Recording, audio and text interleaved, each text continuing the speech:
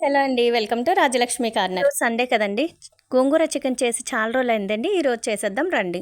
ముందుగా కడిగి పెట్టుకున్న గోంగూరని బాగా బాయిల్ చేసుకొని పేస్ట్‌లా చేసుకోవాలండి. కావాల్సిన పదార్థాలు టమాటీ, పచ్చిమిర్చి, ఎండుమిర్చి, కరివేపాకు, ఆనియన్స్. స్టవ్ ఆన్ చేసుకొని కళాయిలోని తగినంత ఆయిల్ పోసుకొని కరివేపాకు, జీలకర్ర, ఎండుమిర్చి, ఉల్లిపాయల్ని బాగా కలుపుకొని ఫ్రై చేసుకోవాలండి. బాగా మగ్గనివ్వాలి. మగ్గిన తర్వాత టమాటీ ముక్కలను కూడా యాడ్ చేసి బాగా మగ్గనివ్వాలండి. ఉల్లిపాయలు లైట్ బ్రౌన్ కలర్లోకి వచ్చిన తర్వాతే టమాటీ ముక్కలు వేయాలండి. ఈరోజు క్లైమేట్ కూడా చాలా చల్లగా ఉంది కదండి. మా ఊర్లో అయితే 2 రోజులు బట్టి బాగా వర్షాలు పడుతున్నాయండి. మీ ఊర్లో ఎలా ఉందో కామెంట్ చేయండి. టమాటీ ముక్కలు బాగా మగ్గిన తర్వాత ఉప్పు, కారం, మసాలా వేసుకొని బాగా వేయించుకున్న తర్వాత చికెన్ ముక్కలను వేసి బాగా వేయించుకోవాలి.